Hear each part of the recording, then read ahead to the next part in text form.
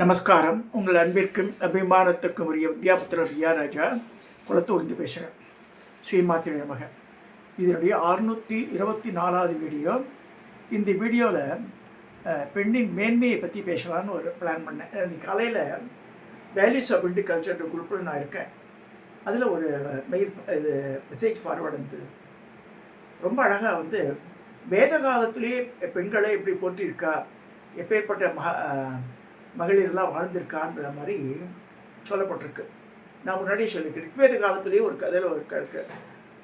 ஜப்பாலான்னு பேர் அவர் பேர். அந்த பெண்மணி கணவன் இல்லை, தனியாக ஆத்தோரத்தை வசிக்கிற அவளுக்கு ஒரு குழந்தை. அந்த பையன் ரொம்ப அறிவுடைய பையனாக இருக்கான். அவன் எல்லாம் காட்டில் சொல்லி கிளியெல்லாம் முடிச்சு தரான், அம்மாவுக்கு என்ன வேணால் ஹெல்ப் பண்ணுறான். 5 வயசு பாலகன். இந்த மாதிரி இருக்கும்போது அவன் என்ன செய்கிறான்னா, அந்த ரிஷி ஆசிரமத்தில் போய் நின்றுண்டு அவர் நிறைய பசங்களுக்கு பாடம் எடுக்கிறார். நானும் பார்க்கணும் ஆசைப்படுறான். அவர் நோட் பண்ணுறாரு. அதை திருப்பி ஒரு நாள் அப்ரோச் பண்ணி கேட்குறான், மாதிரி என்னையும் சேர்த்துக்கு போகணும், நீ யாருன்னு கேட்குறாரு. ஆக்சுவலாக ஜென்டில் இந்த கொஸ்டின்லாம் கேட்டால் சில பேர் கோவம் வருது. ஜென்ரலாகவே இப்போ மந்திரோபதேசம்லாம் பண்ணுறேன்னு வச்சுக்கோங்களேன். எனக்கு அது கிடையாது. I don't have any differentiation. பார்க்க மாட்டேன். மோகன் குருஜியே சொல்லுவார்.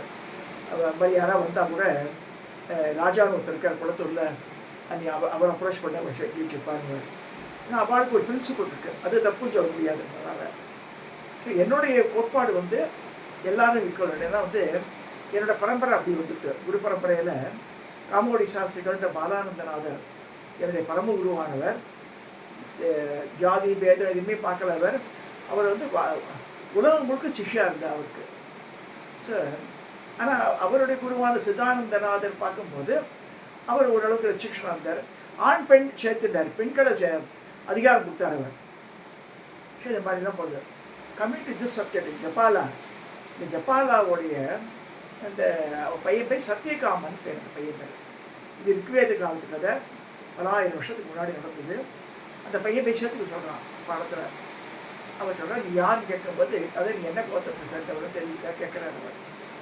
இல்லை எனக்கு தெரியலையேன்னு. என் பேர் சத்தியகாமன் தான். சத்தியகாமன்னா சத்தியத்தில் விருப்பம் உடையவன், உண்மைதான் பேசுவான் அந்த பையன். சரி போய் கேட்டு வா அம்மாட்ட இருக்க. அம்மா நான் யார், குலம் கோத்திரம் சேர்க்க. அப்போ அம்மா சொல்கிறேன், பாருங்க எப்பேற்பட்ட புண்ணியவதியாக இருக்கணும். அவர் சொல்கிறேன், நான் நிறைய அக்ரஹாரத்தில் வேலை பார்த்துருக்கேன். அந்த காலத்தில் எனக்கு நபாலுடைய அந்த அக்ரஹாரத்து ஆண்களுடைய பிடியில் நான் இருந்தேன். ஸோ யாருக்கு போகிறதே தெரியாது எனக்குன்றார். ஸோ இவளை பாலியல் பலாத்காரம் பண்ணியிருக்காரு ஒருத்தர். ஸோ அதனால் இந்த குழந்தை உண்டாகி இந்த குழந்தைய பிறந்துட்டு அதனால் குழந்தைக்கு சொல்லிடுறார், நான் தான் அம்மா, நான் தான் அப்பா அவனுக்கு. அதனால் அவர்கிட்ட போய் சொல்லு, ரிஷிகிட்ட போய் சத்தியகாம ஜப்பாலன் சொல்லு. ஜப்பாலனுடைய வழித்தோன்றல், ஜப்பாலி என் பேர். இந்த குழந்தை அப்படியே போய் சொல்கிறது, நான் ஜப்பாலான்றவருடைய பையன், சத்தியகாமன் என் பேர். அப்போ அந்த யோசனை பண்ணி பார்க்குறாரு, தியானம் பண்ணிட்டு சொல்கிறார், நற்குடி பிறந்தோர் தான் நல்ல உண்மையை பேச முடியும். ஸோ நீ நல்ல விதையில் வந்த பையன்தான், அதனால் நான் உனக்கு பாடம் சொல்லித்தரேன்னு சொல்லி அவரோட சிஷ்யனான அவன் சத்தியகாமன். அவன் நிறையா ரிக்வேதத்தில் பின்னாடி பெரிய நிறைய இதெல்லாம் எழுதியிருக்கான். இது பின்னாடி ரிக்வேத காலத்தில் இது சொல்ல வரேன்னா 10,000 வருஷத்துக்கு முன்னாடியே அந்த சத்தியகாம ஜப்பாலுடைய அம்மாவான ஜப்பாலை சொல்லிட்டா பையன்கிட்ட, நீ யாருக்கு போகிறதே எனக்கு தெரியாதுடாப்பா, நான் நிறைய பிராமணத்தில் வேலை பார்த்தேன், யார் உனக்கு அப்பான்னு தெரியல எனக்கு அப்படின்னு சொல்லி இந்த உண்மையை பேசினா பையன்கிட்ட. பையனும் டீச்சர்கிட்ட போய் உண்மையை சொன்னால் அவர் சேர்த்து விட்டார். எதுக்கு சொல்லுவாருன்னா, வேத காலத்தில் நடந்த கதை அது. இது ரிக்வேதத்தில் வருது இந்த கதை, ஜப்பாலா கதை. இதை சொல்லி ஆரம்பிக்கிறேன். இப்போ அந்த காலையில் எனக்கு கார்கி வாசக்னவி என்ற பெண் ரிஷி இந்தியாவில் துணிச்சலான பெண்களையும் முதலின்மையானவர். ஆன்மீக ஈடுபாடுடைய ஒரு பெண் கடவுளை மதிக்காமல் சுயநலத்தோடு வாழும் ஆண்களை விட உறுதியானவள், உயர்ந்தவள். ரிக்வேத சொல்கிறது நல்லா. ஆன்மீக ஈடுபாடுடைய ஒரு பெண் கடவுளை மதிக்காமல் சுயநலத்தோடு வாழும் ஆண்களை விட உறுதியானவள், உயர்ந்தவள் சொல்லி ரிக்வேதமே சொல்கிறது தான். இந்த நிறைய பேருக்கு தமிழில் தமிழாக்கம் ரிக்வேதம் நான் வச்சுருக்கேன். அதனால் சொன்னால் ரிக்வேதம் தமிழாக்க ரிக்வேதம் என்கிட்ட இருக்குது. பெண்கள் சக்தி வடிவானவர்கள். ஒரு குடும்பம் அல்லது சமுதாயம் அதனுள் இருக்கும் ஒரு பெண்ணை மதியாது வழிநடத்தும் என்றால் அந்த குடும்பம், அந்த சமுதாயம் தனது சக்தியை இழக்கும். இதுவே அந்த சமுதாயத்தின் மிகப்பெரிய பலவீனமாக அமையும். சக்தியை இழந்த அந்த சமுதாயம் பகைவரின் முன் தோற்று நிற்கும். நம்ம முதல் பெண்மணியான நம்ம ஜனாதிபதி யார்? திரௌபதி முர்மு. சந்தோஷமாக இருக்கு. ஒரு பெண்மணி வந்து நம்மளை ஆடுறாள்றிய. அப்போ எப்போ அந்த தாய்மை எப்பயுமே தெரிஞ்சுங்க, பெண்ணுக்கு தாய்மை இது உண்டு, அது ஆண்கள் கிடையாது. என்னதான் சொன்னாலும் அந்த பிஹேவியர் பட்டன் வராது. ஸோ பெண்ணுக்கு வீட்டில் கூட சரி, பொண்ணுக்கு மரியாதை இருந்தால் தான் அந்த வீடு உருப்படும். பெண்களால் கட்டி காப்பாற்ற, அதாவது ரொம்ப சுஷ்கமாக இருந்துன்னு நேற்று கூட இதில் யூடியூப்லேயே வந்து பேப்பர்லேயே வந்துடுது. 6ஆம் கிளாஸ் படிக்க போய் ஸ்கூல்லேயும் வரான், வந்து எதிர்த்து பையனோட விளையாடிட்டு இருக்கான். திடீர்னு சட்டை வருது 2 பேருக்கும். குளிவு பிடிச்ச சட்டையை போட்டுட்டேன். டக்கு ஆற்றுக்கு போகிறான், டிராயர்லேயும் ஒரு கத்தி எடுக்கிறான், அந்த பையனோட வயிற்றில் சொருவிட்டான். 6ஆம் கிளாஸ் பையன். இந்த பையன் சின்ன வயசு. அவன் வந்து பெரிய பையன் வந்து 11 வயசுக்கு மேலே, 14 வயசு ஒன்று போட்டிருக்கான். அவன் வயிற்று வச்சு நம்ம அப்படி துடிச்சு விழுந்துட்டான். அந்த பையன் அப்பா அம்மா ஹாஸ்பிட்டல் வச்சு போகிறான். கவர்மெண்ட் ஹாஸ்பிட்டல் கூட கூட செத்து போயிடுறான். போலீஸ் வந்துடுத்து. அம்மா போலீஸ் ஸ்டேஷன் போகிறான். இந்த குழந்தை அடங்குது. இந்த குழந்தை என்ன செய்யணும்னு தெரியுது. இதெல்லாம் ஏன் நடக்குதுன்னா பெண்மையின் அந்த ஆதிக்கம் அந்த வீட்டில் இருந்தால் தான் உருப்படும். அந்த மாதிரி இல்லை. அந்த மாதிரி இல்லாத நேரத்தில் மாதிரி நடக்கும். தயவு செய்து இதெல்லாம் நிகழ்ச்சியெல்லாம் பாருங்க. இது எந்த குலம் கோத்திரமும் சொல்ல, இதெல்லாம் நடக்கிறதுக்கு வாய்ப்பு எல்லா குடும்பத்திலும் நடக்கிறதுக்கு வாய்ப்பு உண்டு. ஸோ குழந்தைகளை பார்த்து வளர்க்கணும். அவள்கிட்ட செல்ஃபோனை கொடுத்து வைக்காதுங்க. 1.5 வயசு 2 வயசு குழந்தையெல்லாம் செல்ஃபோன் வச்சு விளையாடுறது.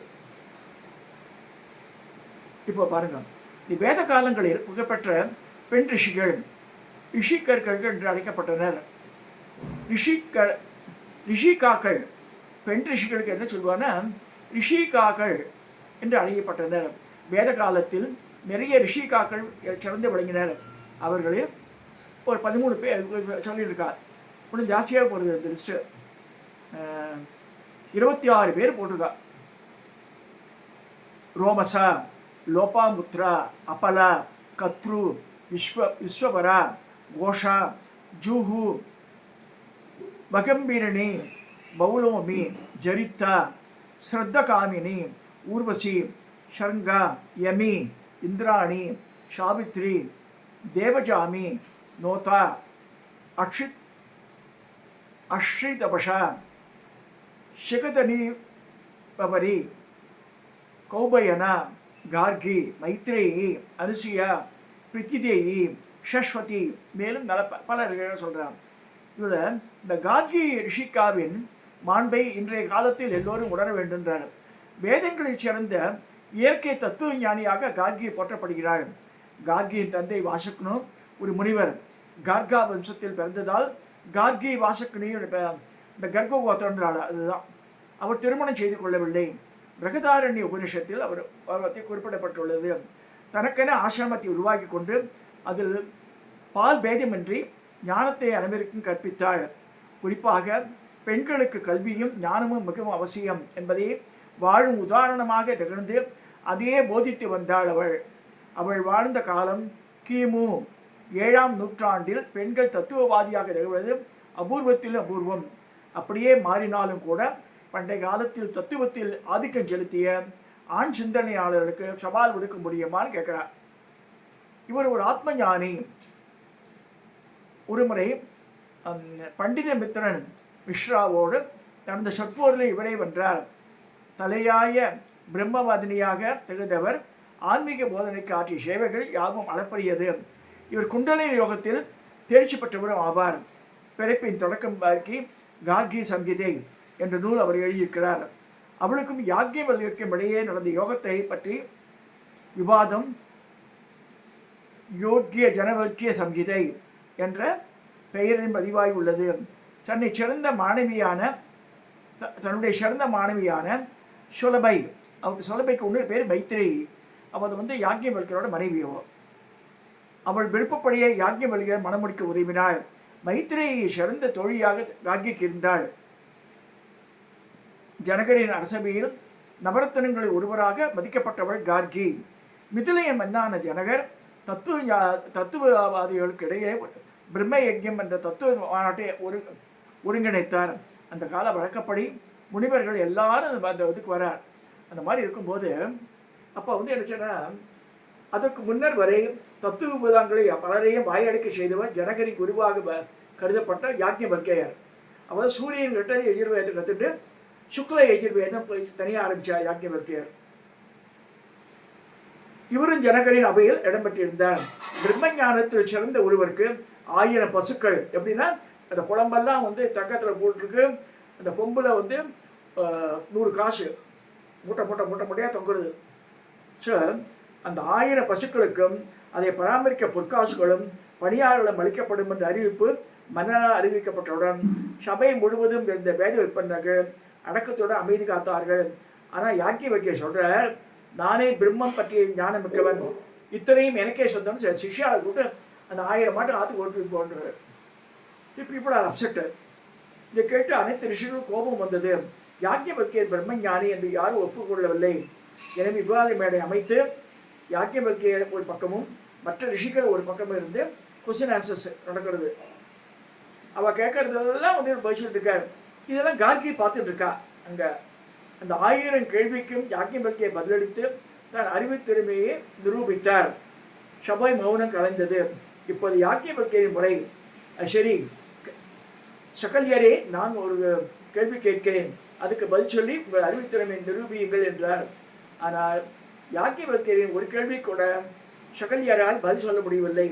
மொத்த சபையும் தலை குனிந்தது. யாக்ஞவல்கியர் புறப்பட தயாரானார். அப்போ கார்கி எழுதி சொல்ல கேட்குறா பாருங்க, அவருடைய போல்ட்னஸ் என்ன, அவருடைய நாலேஜ் என்ன பாருங்க. என்ன கேட்குறான்னா, நான் கேட்கும் கேள்விகளுக்கு பதிலளித்து விட்டு அவற்றை தாங்கள் தாராளமாக ஓட்டி செல்லுங்கன்றார். எனது போய் ஒரு பொண்ணா என்ன கேட்கறது அவர் அலட்சியப்படுத்துகிறார். அவர் ஸோ கார்கி யாக்ஞவல்கியரையும் இந்த பூமியில் உள்ள அனைத்து வஸ்துக்களும் தண்ணீரால் ஒரு துணி நெய்யப்படுவது போல இணைந்து நெய்யும் பாவு போன்று குறுக்கு நூலாக காணப்படுகின்றது. அப்படின்றா தண்ணீர் இதனால் இணைந்து காணப்படுதுன்னு கேட்குறா. அப்போ யாக்ஞவல்கியர் சொல்ற காற்றால்ன்ற. கார்கி கேட்குறா, அப்படின்னா காற்று எதனால் இணைந்து செயல்படுகிறதுன்னா ஆகாய உலகினால்ன்றார். அப்படி ஆகாய உலகங்கள் எவைகளால்னா கந்தர்வ உலகினால்ன்றார்.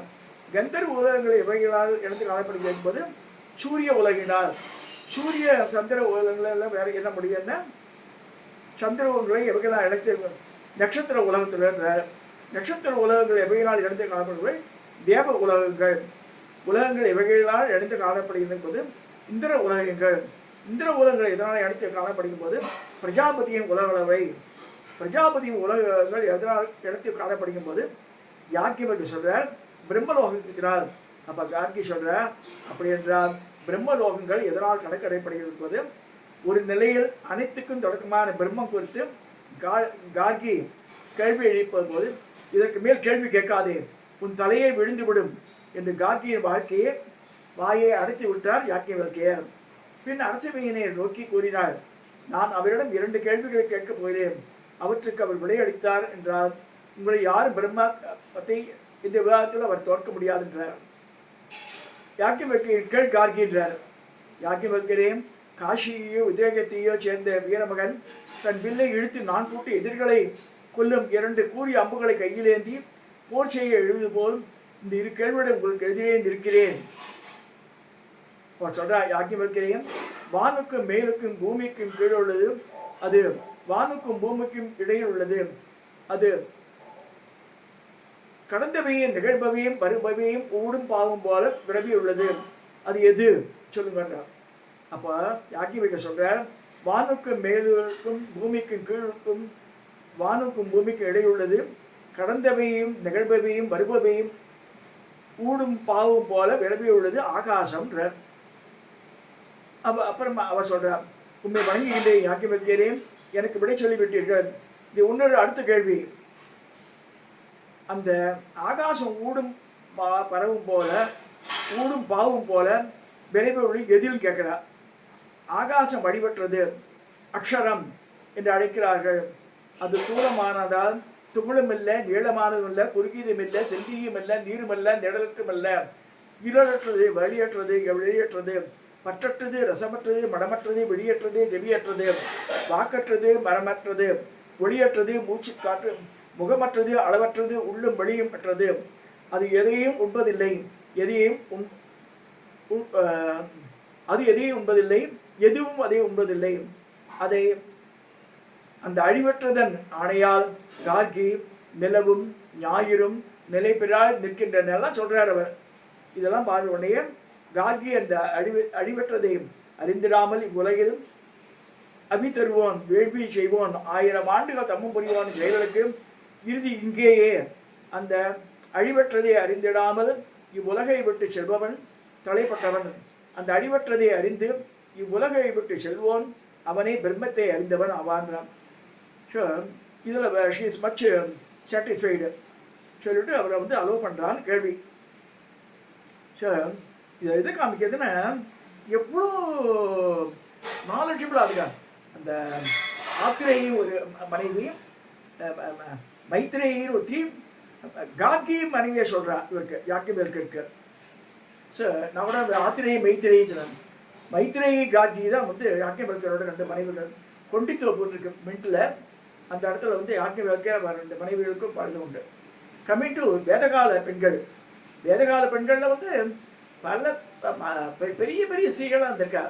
ஜனக மகாராஜாவே வாழ்க்கை இதெல்லாம் இதுக்கு சொல்லணும்னா சமீப நான் பார்க்குற நிறைய பார்க்கும்போது நிறைய ஸ்காலர்ஸ், லேடி ஸ்காலர்ஸ் இருக்கா. நம்ம தான் மதிக்கிறது இல்லை. அவளை சில பேர் வந்து ஆண் ஆதிக்கத்தை வந்து இன்சிஸ்ட் பண்ணுறா. ஏன்னா அவளுக்கு நம்மளோட குவாலிட்டிஸ் ஜாஸ்தி அவளுக்கு நல்ல. நம்மளே ஸ்ரீவித்யான்னு சொல்லிருக்கு. ஸ்ரீவித்யை பிரம்ம வித்யன்னு சொல்லும்போது பிரம்ம வித்யான்றது வந்து இது சிங்கேரி, ஸ்ரீவித்யங்கிறது காஞ்சிபுரம். நல்லா ஞாபகம் சொல்கிறேன். பிரம்ம வித்யா ஸ்ரீவித்யான்றது இந்த மாதிரி வேறு கணக்கு சொல்கிறான். இதெல்லாம் எதுக்கு சொல்கிறேன், எல்லாமே அந்த இந்த பிரம்மத்தையே வந்து ஸ்ரீரூபமாக சொல்லும்போது தான் அது வசதியாக இருக்குது. அது அந்த மேல் ரூபமாக வரும்போது அவ்வளோ வந்து சுவைக்காது. அது அந்த அடிச்சுக்கணும் நம்மளுக்கு. ஈஸ்வரன் பரமேஸ்வரம் காமேஸ்வரன் காமேஸ்வரி, புவனேஸ்வரி, ராஜேஸ்வரி இப்படிலாம் சொன்னாலும் அந்த பெண் என்ற சக்தி வந்து ஆளுமை சக்தி இருந்தால் தான் அந்த இடத்துல வந்து சில நல்ல காரியங்களை நடக்க சொல்கிறது. இது வந்து அந்த காலத்தில் ப்ரூவ் பண்ணியிருக்கா. பல பல பல பேர் செஞ்சுருக்காத இது வாழ்க்கை. அதனால தான் ஆதிசங்கர்லாம் வந்து அம்மா பற்றி மாத்திருக்காபஞ்சங்கள்லாம் பாடியிருக்கார். பல மகா சன்னியாச ஆசிரமத்துக்கு கூட அவள் அப்பா போனது வாழ்க்கை கிடையாது. அம்மா போனால் அவள் வந்து கொல்லி வைக்கலாம். ஆதிசங்கர் அப்படி தான் வந்து அம்மா கொல்லி வச்சார். அம்மாவுக்கும் சன்னியாசிக்கும் சன்னியாசம் போனாலும் அவளை பெற்றெடுத்து அவள் தானே. ஸோ அதனால் இது வந்து மனித குலத்துக்கு மட்டும் இல்லை, எல்லா குலம். அந்த மீனாட்சி சொல்லும்போது அந்த மீன் எனக்கு போயிடுமா, இந்த முட்டையை பார்த்துட்டு இருக்குமா, அப்படி பார்க்குமா, முட்டை முடிஞ்சிருமா. ஸோ இந்த கண் அசைவிலேயே இது பண்ணியிருக்கா மீனாட்சி. ஸோ தாயார் ஸ்தானம் அது. அதே மாதிரி நான் வாழும் இதில் வந்து irrespective of caste, creed or religion நல்லா ஞாபகிச்சுங்க. எல்லா இதுலேயுமே சரி இந்த பெண்ணினுடைய இது வந்து எங்கே போற்றப்படுறதோ அந்த அந்த இடம், அந்த நாடு, வீடு எல்லாமே தழைத்தோம்னு சொல்லியிருக்கு. நவாளுடைய இந்த நிதானம் வந்து இவாளுக்கு வராது. அதை சொல்லி இந்த இன்றைக்கி நம்ம இந்த பெண்மையை போற்றுவோம் என்ற தலைப்பில் இந்த டாப்பிக்கை நான் நிறைவு செய்கிறேன். சப்ஸ்கிரைப் பண்ணுங்க, ஷேர் பண்ணுங்க, லைக் பண்ணுங்க.